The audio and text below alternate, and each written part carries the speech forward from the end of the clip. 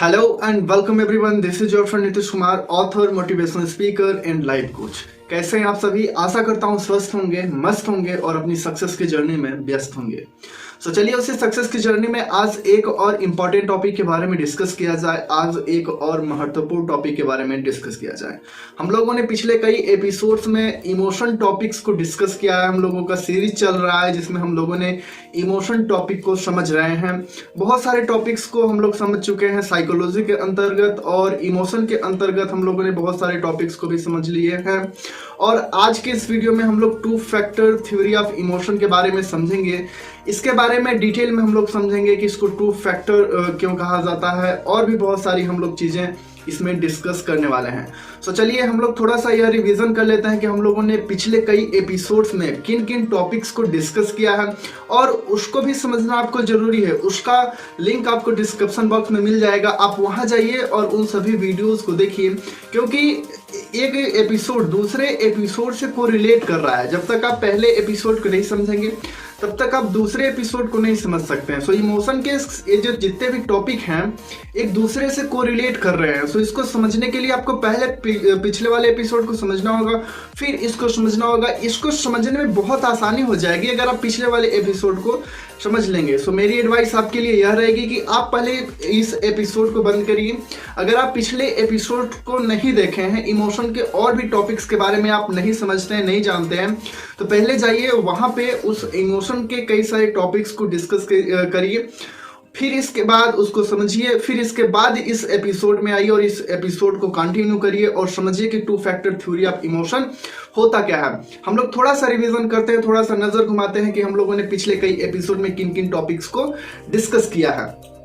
हम लोगों ने पिछले कई एपिसोड में इमोशन के टॉपिक को, जैसा कि मैंने आपको बताया, डिस्कस कर रहे थे। इमोशन की डेफिनेशंस क्या होती हैं इसके बारे में हम लोगों ने डिस्कस किया था। इमोशन वर्ड आया कहां से, आखिर इमोशन वर्ड आया कहां से, इसका मतलब क्या होता है और इसका इन्वेंशन कब हुआ था इमोशन वर्ड का, यह सारी चीजें हम लोगों ने पिछले कई एपिसोड्स में डिस्कस कर लिया। The lexico definition of emotion क्या होता है इसके बारे में भी हम लोगों ने पिछले एपिसोड में डिस्कस कर लिया है। और इमोशन के टाइप्स क्या होते हैं, इमोशन के मतलब कि टाइप्स क्या होता है, इसके बारे में हम लोगों ने पिछले कई एपिसोड्स में डिस्कस कर लिया है। और इमोशन के मतलब कि ये टाइप्स कैसे हमारे डेली लाइफ में भी इम्पैक्टफुल होते हैं, कैसे हम इसको यूज करते हैं, किन किन जगह पे यूज करते हैं, इसका यूज करने का पीछे का मतलब कि जो घटना होती है वो क्या होती है, इसके बारे में सारी चीजें हम लोगों ने पिछले कई एपिसोड्स में डिस्कस कर लिया है। और इमोशन से रिलेटेड में बहुत सारी थ्योरीज आई, जैसे James Lange theory of emotion I, इसके बारे में हम लोगों ने डिस्कस कर चुका है। यह थ्योरी क्या बताती है इसके बारे में आपको समझने के लिए डिस्क्रिप्शन बॉक्स में लिंक है या आई बटन में लिंक है, आप वहां से जाइए और वहां समझिए कि जेम्स लैंग थ्योरी क्या होती है और इसको जेम्स लैंग थ्योरी क्यों कहा जाता है, इसका मतलब कि इसको किसने दिया, या सारी चीजें हम लोगों ने डिस्कस कर चुका है। और आगे भी हम लोगों ने थ्योरी को डिस्कस किया था, Cannon Bard theory of emotion. यह भी इमोशन को डिफाइन करने के लिए आई। जेम्स लैंग थ्योरी के अल्टरनेटिव में यह थ्योरी आई थी, कैनन बार्ड थ्योरी। इसके बारे में भी हम लोगों ने पिछले एपिसोड में डिस्कस कर लिया है, पिछले कई एपिसोड में इसको डिस्कस कर लिया। एक तरीके से सीरीज चलता आ रहा है। सीरीज की प्लेलिस्ट भी आपको मिल जाएगी डिस्क्रिप्शन बॉक्स में, वहां से जाइए और इमोशन के सभी वीडियोस को भी देखिए और वहां से समझिए कि जेम्स लैंग थ्योरी क्या होती है, कैनन बार्ड थ्योरी क्या होती है, इमोशन के बारे में इनका क्या कहना है, फिर इसके बाद मतलब क्या कहना है इसको समझिए। फिर इसके बाद आज हम लोग इस थ्योरी में मतलब समझेंगे कि 2 फैक्टर थ्योरी क्या होती है, यानी कि इसको देखिए। अब 2 फैक्टर थ्योरी को अब हम लोग समझते हैं कि आखिर ये 2 फैक्टर थ्योरी बताती क्या है इमोशन के बारे में। बेसिकली इसको 2 नामों से जाना जाता है। पहले तो 2 फैक्टर थ्योरी ऑफ इमोशन के नाम से भी आपके एग्जाम में आ सकता है, और दूसरा sketcher and singer theory of emotion के नाम से भी आ सकता है। इन दोनों नाम को आप अपने माइंड में रखिए कि इसको 2 फैक्टर थ्योरी ऑफ इमोशन भी कहा जाता है और इसको स्केचर सिंगर भी मतलब कि कहा जाता है। स्केचर सिंगर की थ्योरी भी इसको कहा जाता है। अब इसको स्केचर सिंगर मतलब कि 2 नाम से क्यों जाना जाता है, स्केचर सिंगर थ्योरी क्यों कहा जाता है और इसको 2 फैक्टर थ्योरी क्यों कहा जाता है। पहले नंबर पे हम लोग यह समझते हैं कि स्केचर सिंगर थ्योरी आखिर इसको क्यों कहा जाता है। यहाँ पे समझने वाली बात यह है कि यहाँ पे देखिए 2 वर्ड है, एक पहला स्केचर है और दूसरा सिंगर है। पहले हम स्केचर को लेते हैं। सो स्केचर बेसिकली एक साइंटिस्ट थे, साइकोलॉजिस्ट थे। इनका पूरा नाम था स्टैनली स्केचर। यह एक अमेरिकन सोशल साइकोलॉजिस्ट थे, यानी कि सामाजिक मनोवैज्ञानिक थे अमेरिका के, जिनका नाम था स्टैनली स्केचर। जिसका नाम क्या था? Stanley sketcher. इन्होंने इमोशन के बारे में डीप में स्टडी किया और इन्होंने अपना प्रस्ताव दिया इमोशन के बारे में। और लेकिन यह अकेले नहीं थे, इनके साथ में एक और सहयोगी थे जिनका नाम था सिंगर। क्या नाम था? सिंगर। इनका पूरा नाम है जेरोम एवरेट सिंगर। क्या नाम है इनका पूरा नाम? जेरोम एवरेट सिंगर, जिसको हम शॉर्ट में जेरोम ई सिंगर के नाम से भी जानते हैं। यह कौन थे? So Jerome E Singer was the founding chair of the medical and clinical psychology department at Uniformed Services University, यानी कि एक फाउंडिंग चेयर थे medical and clinical psychology department में, जो कि यूनिफॉर्म सर्विस यूनिवर्सिटी के अंतर्गत। अब इसको हम समझते हैं two factor theory of emotion के नाम से क्यों जाता है।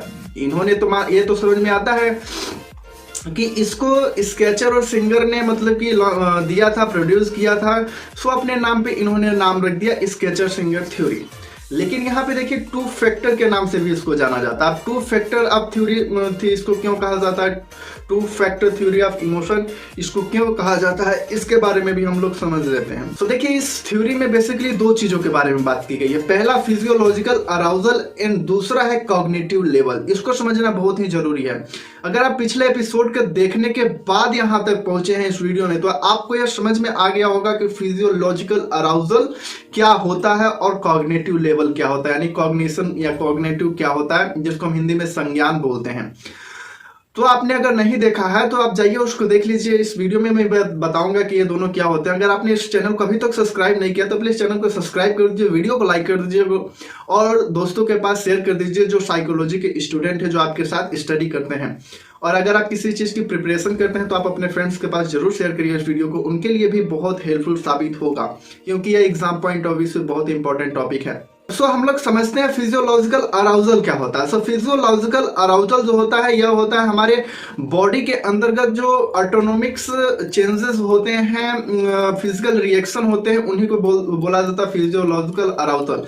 फिजियोलॉजिकल अराउजल को और भी मतलब नाम से बोल देते हैं, जैसे कि फिजियोलॉजिकल रिस्पॉन्सेस क्या होता है, फिजिकल रिएक्शन भी हम बोल देते हैं। इन तीनों का मतलब एक ही होता है, जिसके अंतर्गत आ जाती हैं चेंज इन हार्ट रेट, यानी कि दिल की धड़कन में मतलब कमी या वृद्धि हो जाता है, जैसे हाई रिस्पिरेशन रेट हो गया, sweating, change in body temperature, change in blood pressure. यह सारी चीजें हमारी फिजियोलॉजिकल अराउजल होते हैं, फिजियोलॉजिकल रिस्पॉन्सेस होते हैं, फिजिकल रिएक्शन होते हैं, जो कि ऑटोमेटिक हमारे बॉडी के अंतर्गत होते रहते हैं किसी भी इमोशन को व्यक्त करते वक्त। तो आपको यहाँ पे पहला मतलब कि समझ में आ गया कि फिजियोलॉजिकल अराउजल क्या होता है। एंड सेकेंड को हम लोग समझते हैं कॉग्निटिव लेवल क्या होता है। सो कॉग्निटिव जो होता है इसको हम संज्ञानात्मक या संज्ञान बोलते हैं, ठीक है। So the process of obtaining knowledge through thought, experiences and the senses, यानी कि यहाँ पे देखिए तीन वर्ड आ रहा है। पहला नॉलेज, यानी कि किसी भी नॉलेज को ऑब्टेन करना, थ्रू द यानी कि माध्यम से, विचारों के माध्यम से, यानी थॉट के माध्यम से, एक्सपीरियंसेस के माध्यम से एंड सेंसेस के माध्यम से, यानी कि किसी भी नॉलेज को मतलब कि ऑब्टेन करना, उसको एक्वायर करना through the thought, experiences and senses. इसको क्या बोलते हैं? कॉग्निटिव बोलते हैं, कॉग्निशन बोलते हैं।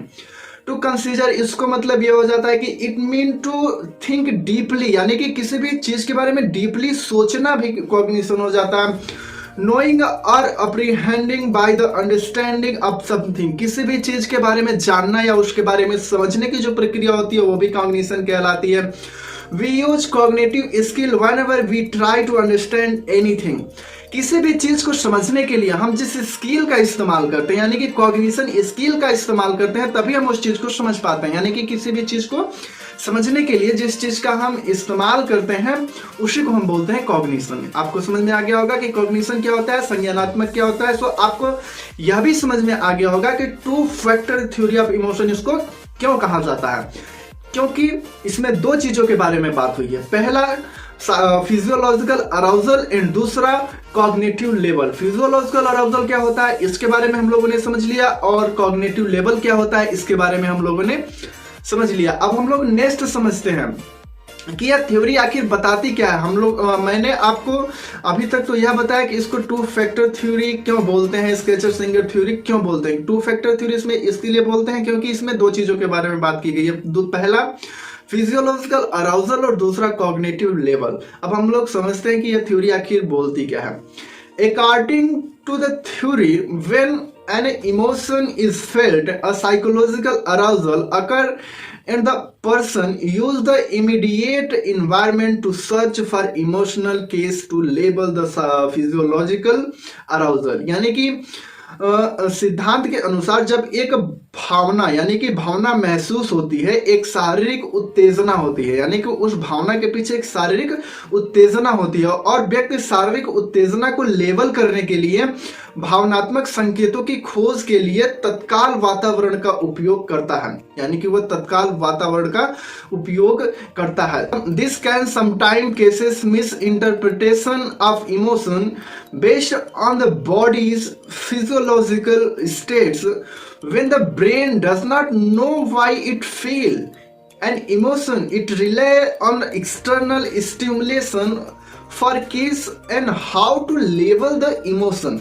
यानी कि इसमें यह बताया जा रहा है कि यह कभी कभी शरीर की शारीरिक स्थिति के आधार पर, यानी कि this can sometime cases mini interpretation of emotion based on the bodies physiological state, यानी कि शरीर की स्थिति के आधार पर भावनाओं की गलत व्याख्या कर सकता है। जब मस्तिष्क यह नहीं जान पाता कि यह एक भावना क्यों महसूस कर रहा हूं या यह भावना क्यों महसूस करता है, तो यह बाहरी उत्तेजना पर निर्भर करता है कि भावनाओं को कैसे लेबल किया जाए। अब इसके बारे में हम लोग आगे एग्जाम्पल समझेंगे और इसका जो प्रयोग है उस प्रयोग के बारे में समझेंगे, तो आपको यह क्लियर हो जाएगा कि आखिर यह थ्योरी आखिर बता क्या रही और इसमें से जो पॉइंट निकल के आ रहा है उसके थ्रू समझाने की थ्योरी ये क्या कोशिश कर रही है। तो एक बार फिर से समझ लेते हैं कि इस सिद्धांत के अनुसार जब एक भावना महसूस होती है, यानी कि जब एक भावना महसूस होती है तो इसके पीछे एक शारीरिक उत्तेजना होती है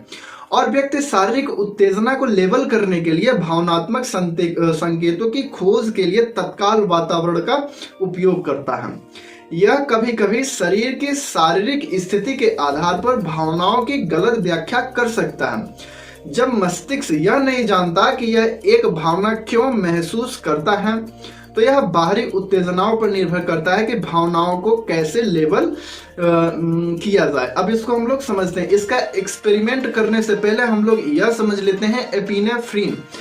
इसका यूज अभी इसमें किया जाएगा कि एपिनेफ्रिन क्या होता है। आप इसको समझ लिए ताकि वहां पे समझना आसान हो जाएगा। उससे एपिनेफ्रिन एक इंजेक्शन होता है। एपिनेफ्रिन एक इंजेक्शन होता है which is case respiration and increase in the blood pressure and heart rate, जो श्वसन, रक्तचाप और हृदय गति में वृद्धि का कारण बनता है। तो आपको एपिनेफ्रिन समझ में आ गया कि क्या होता है। Epinephrine which case respiration and increase in the blood pressure and heart rate. अब हम लोग प्रयोग के बारे में समझते हैं।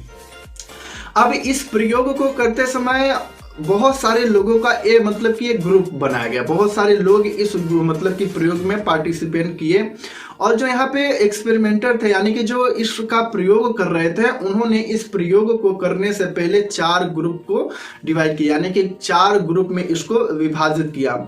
अब इस ग्रुप को विभाजित करने से पहले इन ग्रुप में सूचना दी गई कि आपको एक एपिनेफ्रिन नामक इंजेक्शन दिया जा रहा है, लेकिन इसके बारे में कोई मतलब अभी एक्सप्लेनेशन नहीं किया गया था कि एपिनेफ्रिन आपके बॉडी में किस प्रकार के मतलब कि अराउजल्स, किस प्रकार के रिएक्शन देंगे, इसका मतलब कि इंफॉर्मेशन नहीं दिया गया। अब सभी को तो यह मालूम हो गया कि एपिनेफ्रिन नाम की इंजेक्शन उनको दिया जा रहा है, लेकिन इसके इफेक्ट के बारे में उनको यह नहीं बताया गया कि यह इसका मतलब कि आपके अंदर किस प्रकार के अराउजल्स को रिड्यूस करेगा। सो इस ग्रुप को मतलब कि इंफॉर्मेशन देने के बाद इसको 4 ग्रुप में डिवाइड कर दिया गया। पहला group, first group, second group, third group and fourth group. First group में उन लोगों को रखा गया जिनको एपिनेफ्रिन सूचित, यानी कि एपिनेफ्रिन के बारे में बताया गया था। एपिनेफ्रिन एपिनेफ्रिन इन्फॉर्म्ड, यानी कि जिनके बारे में उनको यह बता दिया गया था कि एपिनेफ्रिन उनको इंजेक्शन दिया जा रहा है और इसका साइड इफेक्ट हो सकता है, मतलब कि जो भी साइड इफेक्ट थे इनके बारे में मतलब इस ग्रुप को बता दिया गया था। The epinephrine informed group was told they may feel side effect including that their hands would start to shake, हाथ कांपना शुरू हो जाएगा। Their heart will start to pound, उनका दिल तेज हो जाएगा, यानी दिल का धड़कन तेज हो जाएगा। एंड देयर फेस में गेट वार्म एंड फ्लश्ड, और उनका चेहरा गर्म और निखरा हुआ हो सकता है। यानी कि एपिनेफ्रिन सूचित जो ग्रुप था जिसको इन्फॉर्म किया गया था कि आपको एपिनेफ्रिन नामक एक इंजेक्शन दिया जा रहा है, इसका साइड इफेक्ट हो सकता है, हाथ कांपना शुरू हो जाएगा, उनका दिल का तेज धड़कना हो जाएगा और उनका चेहरा गर्म और निखरा हुआ हो सकता है। अब दूसरा ग्रुप एपिनेफ्रिन अज्ञानी, यानी कि epinephrine ignorant. In the epinephrine ignorant group the experimenter did not explain to the subject what symptoms they might feel. अब इस ग्रुप को यह नहीं बताया गया कि वे कौन से लक्षण महसूस कर सकते हैं, यानी कि इनको इसके बारे में नहीं बताया गया कि एपिनेफ्रिन इंजेक्शन देने के बाद इनको कौन से साइड इफेक्ट का सामना करना पड़ सकता है। अब थर्ड ग्रुप यानी कि एपिनेफ्रिन गलत सूचना, एपिनेफ्रिन मिस इन्फॉर्म्ड। अब इस ग्रुप को यह बताया गया कि the epinephrine misinformed group was told that they would probably feel go numb, यानी कि वे शायद महसूस करेंगे कि उनके पैर सुन्न हो गए हैं and have an itching sensation over parts of their body, कुछ हिस्से में कुछ खुजली अनुभूति होगी। एंड स्लाइक हेडेक, यानी कि हल्का सिर दर्द हो सकता है। यानी कि एपिनेफ्रिन गलत सूचना को यह मतलब कि इंजेक्शन दिया गया है एपिनेफ्रिन का, लेकिन इनको गलत सूचना दी गई। इनके मतलब कि यह बताया गया कि इनके साइड इफेक्ट सही ना बता करके गलत बताया गया। जैसे कि इनको यह बताया गया कि ये महसूस करेंगे कि उनके पैर सुन्न हो गए हैं, इनको मतलब कि कुछ हिस्से में, इनके बॉडी के कुछ हिस्से में खुजली होने लगी है और इनका मतलब कि हल्का सिर दर्द होने लगा है। ऐसा मिस इन्फॉर्म्ड मतलब किया गया, इनको गलत सूचना दी गई। एपिनेफ्रिन के साइड इफेक्ट जो होते हैं इनको सही सूचना न देकर गलत सूचना दी गई। अब चौथा ग्रुप यानी कि एक्सपेरिमेंटर ने चौथे ग्रुप को यह बताया जिसको इन्होंने नाम दिया नियंत्रण समूह, control group. The control group was inject with a placebo and was given no side effect to expect. नियंत्रण समूह को एक प्लेसबो के साथ इंजेक्ट किया गया। प्लेसबो भी एक इंजेक्शन होता है जिसका कोई साइड इफेक्ट नहीं होता, या मतलब एक्सपेरिमेंट में यूज होता है इसका।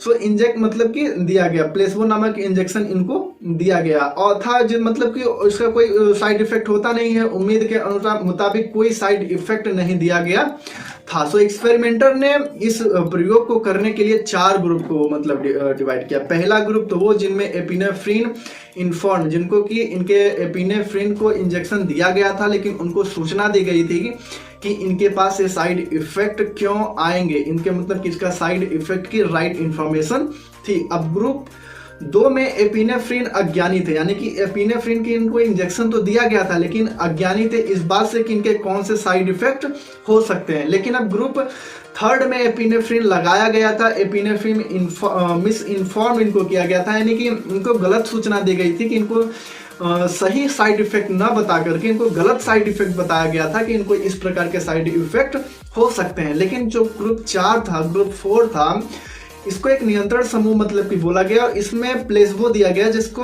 कोई साइड इफेक्ट नहीं होता है। सो ये 4 ग्रुप। अब इसका निष्कर्ष जो निकला, अब इसके बारे में हम लोग समझते हैं। तो इस थ्योरी में यह बताया गया था कि यदि कोई व्यक्ति उत्तेजना की स्थिति का अनुभव करता है, यदि कोई व्यक्ति उत्तेजना की स्थिति का अनुभव करता है जिसके लिए उसके पास एक उपयुक्त स्पष्टीकरण है, उदाहरण के लिए मुझे ऐसा इसलिए लगता है क्योंकि मुझे एपिनेफ्रिन का इंजेक्शन मिला है, तो वे उपलब्ध वैकल्पिक संज्ञान के संदर्भ में अपनी भावनाओं को लेबल करने की संभावना नहीं रखते हैं। यानी कि जब आपको लगता है कि कोई भी इमोशन मुझे इस तरीके से मतलब कि व्यक्त हो रहा है क्योंकि मुझे यह दिया गया है, आपको यह पता है कि आप गुस्सा क्यों हुए हैं, आपको यह पता है कि आप खुशी क्यों हैं, आपको यह पता है कि आप मोटिवेटेड क्यों हैं।